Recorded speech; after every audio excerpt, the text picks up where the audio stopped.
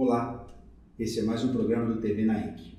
Hoje nosso convidado, Dr. Antônio Carlos Domingues Júnior, advogado e, por solicitação de inúmeros seguidores nossos, Dr. Antônio, uma continuidade. A parte 2, os direitos dos pacientes com câncer. Nós somos muito solicitados nisso e por isso os convidamos para a continuidade dessa parte. Obrigado, Dr. Antônio. A TV Naik abre espaço para você. Eu que agradeço, Dr. Marcelo, mais uma vez o convite e a oportunidade de estar aqui na clínica, participando dos direitos das pessoas com câncer.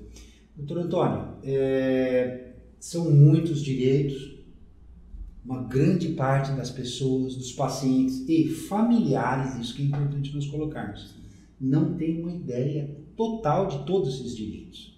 Eu gostaria que você nos colocasse um primeiro direito importante, a isenção de imposto de renda. É cabível ou não nessa situação? É cabível, doutor.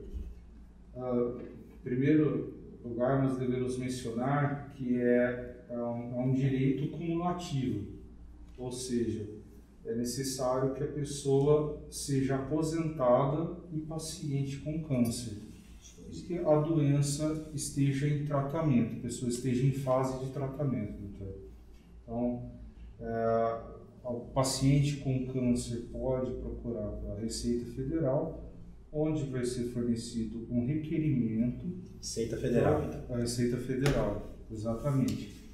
E então deve-se obter um laudo junto a um serviço médico oficial, então dar entrada ao procedimento junto ao órgão responsável pela sua aposentadoria.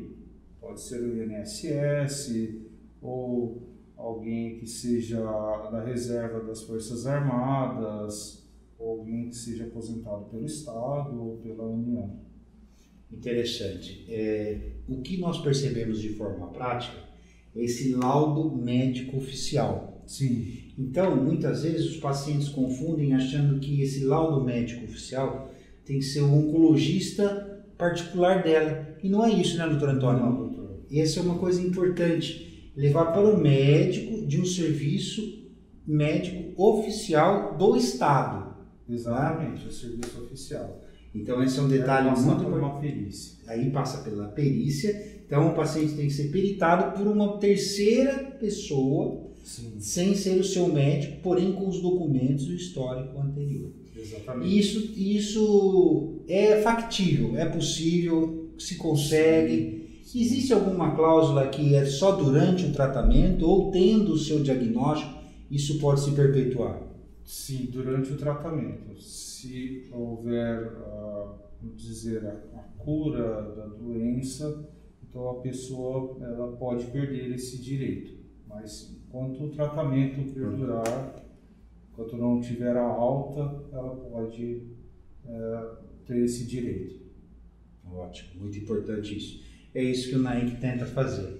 É fazer conexão, doutor Antônio, com informação, trazer informação de qualidade e conectar as pessoas colocando isso. Nós estamos aí com o nosso time todo, né, recebendo questões e isso foi muito solicitado aí. Nosso time aí pediu para dar uma atenção especial aí, nossa equipe de marketing falou, dá uma olhada nisso que as pessoas estão carentes nisso. Só para findar, terminar essa parte, lembrar que às vezes rendimento de aluguéis ou aplicações, eles não entram nisso, né, doutor Antônio? Toda a renda, doutor, que for declarada, entra vamos dizer, no imposto de renda, em tudo que for declarado, a pessoa tem direito à isenção. Tem direito à isenção. Tem. Tá certo, essa é uma questão. Bom, dentre as várias isenções, infelizmente nós pagamos muitos impostos. Né? Sim. Nós vivemos uma máquina pesada e isso você sente desde o início. O IPTU, a isenção do IPTU, ela existe? É possível? Sim. Complementando o que o doutor falou, o Brasil é um país que tem uma das maiores cargas tributárias no mundo. E também o IPTU As pessoas com câncer têm direito, porém nós devemos lembrar que o IPTU é um imposto municipal. Ou seja, ele é regido pela lei orgânica municipal. Então, a pessoa com câncer, o paciente do câncer que estiver em tratamento, ele deve procurar pela prefeitura, ou melhor, pela legislação que hoje praticamente está disponível na internet, e verificar se no município onde reside há essa possibilidade, mas é perfeitamente possível.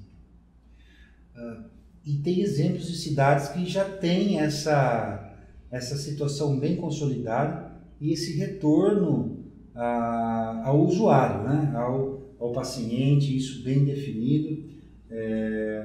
Eu não sei necessariamente quais são todas as cidades, nós fizemos um levantamento e achamos algumas como Campos do Jordão, Marília, entre outras cidades, já tem esse benefício bem estabelecido e os pacientes podendo desfrutar disso aí. Sempre lembrar o que acontece com o paciente com câncer. Muitas vezes ele provém a família do rendimento e no momento inoportuno ele tem uma doença grave e precisa parar de ser o produtor dessa cadeia toda.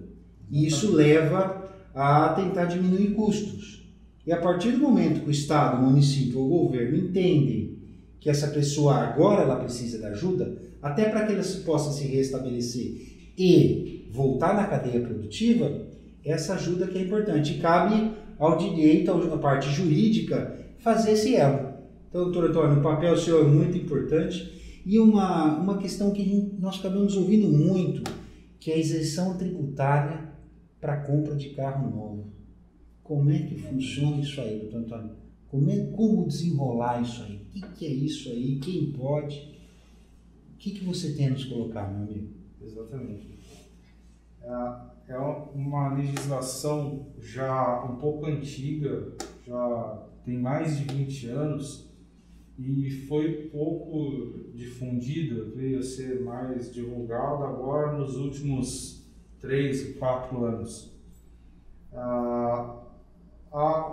Na legislação, o benefício das pessoas com deficiência, onde se abrange também alguns pacientes de câncer.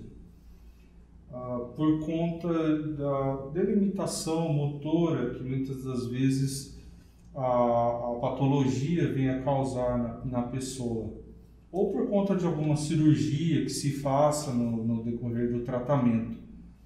Então, há esse benefício, essa isenção tributária, que é muito importante porque na esfera federal há a isenção do IPI e na esfera estadual a isenção de ICMS. Então, esses dois impostos juntos, somados, dá em torno de quase 25% do valor do veículo. Então, é um benefício importante, porquanto a pessoa adquire o veículo com essa isenção e ela pode ficar com o veículo por pelo menos 2 anos, para que então ela possa vender o carro. Outro ponto importante é que não necessariamente o paciente deva ser o condutor. Sim, ele pode ter uma deficiência. Exatamente. Impeditiva disso. Exatamente, que dificulte a possibilidade de dirigir. Então, ela pode indicar condutores. Um ponto também importante a se mencionar, doutor, é que na esfera federal, em relação ao IPI, não há um teto para o valor do veículo a ser adquirido. Na qual o abatimento é possível, né? Exatamente. Já na esfera estadual, para a isenção do ICMS, o veículo tem um teto de valor que é de 70 mil, ou seja, o veículo a ser adquirido, ele deve custar até 70 mil. Para ter informação importante é isso. Exatamente. E agora, neste ano, o Conselho Nacional Fazendário, o CONFAZ, há uma discussão que está em aberto, inclusive, para que haja o aumento do teto. Do valor dos veículos.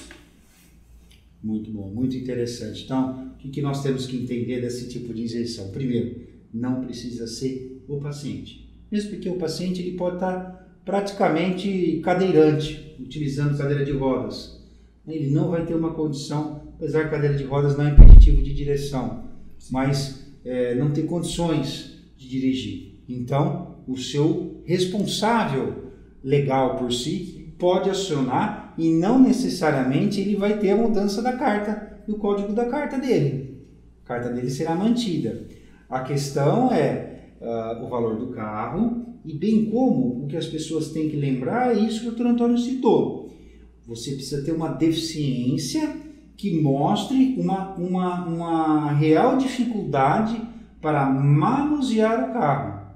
O simples fato de você ter um câncer, mesmo em atividade, ou câncer metastático para algum lugar, não lhe dá o direito de compra com essa isenção de imposto. Você precisa provar, seja um braço que você não consiga fazer movimentação de câmbio de forma coerente, documentada, né? Seja algum problema em membro inferior, que seja muitas vezes irreversível. Então, nessas situações que você consegue evoluir, assim como outras doenças graves, não oncológicas, que não são câncer, também fazem parte dessa situação toda, né, Antônio? Então eu vejo isso como um alerta às pessoas que às vezes procuram de forma desenfreada essa isenção, mas precisa se encaixar nesses itens aí. E apenas complementando, como o doutor mesmo falou, a deficiência não é doença e vice-versa. Sim. Ou seja, muitas das vezes a pessoa tem uma doença mais grave, porém não desenvolve uma deficiência que justifique. Exatamente. E por outro lado, nós temos clientes que são saudáveis, porém têm alguma deficiência. Que... É o caso de nós temos clientes cadeirantes, realmente, que não têm nenhuma doença. Sim, ótimo. Doutor Antônio, e passando ainda pela questão de carros, isenção de PVA. É possível? Exatamente, é possível. Aqui no estado de São Paulo nós temos também a isenção de PVA, assim como em outros estados. Porém, no estado de São Paulo, nós temos aqui também no teto de até 70 mil. Não é necessário que o veículo seja novo, apenas basta comprovar a deficiência. Para se entrar com um processo de isenção, basta que o veículo seja novo ou usado até o valor de 70 mil. Para ter isenção de PVA. Exatamente. Olha que interessante, a isenção de PVA você pode ter independente do carro ser novo ou usado. Exatamente. Já o desconto para isenção tributária da compra do carro é necessariamente do carro novo. Exatamente. Que você ter. São questões legais, né? Exatamente. Você tem esse direito na compra do veículo novo. E a dispensa de rodízios? Isso é possível? Rodízio de carro, placas? É possível. Nessa mesma linha, inclusive, em cidades como São Paulo, que há o rodízio por placa, há dispensa de rodízio. Tudo isso visa, doutor, a facilidade, inclusive as isenções anteriores de IPVA, ou IPI, ICMS para compra de veículos, visa a facilidade de condução do paciente, sim, da pessoa com deficiência ou a pessoa que tenha alguma doença mais crônica, uma enfermidade mais crônica. Eu vejo a colocação da ausência de você ter uma rotina na parte de rodízios, né? Precisa respeitar o rodízio. Isso é muito importante. Você muitas vezes tem que ir 3 vezes por semana fazer o tratamento. E se naquela cidade tem um rodízio, e muitas vezes você que é o normal, você tem um carro. No dia do tratamento você precisa... Como é que você vai faltar no tratamento por uma questão de rodízio de placa?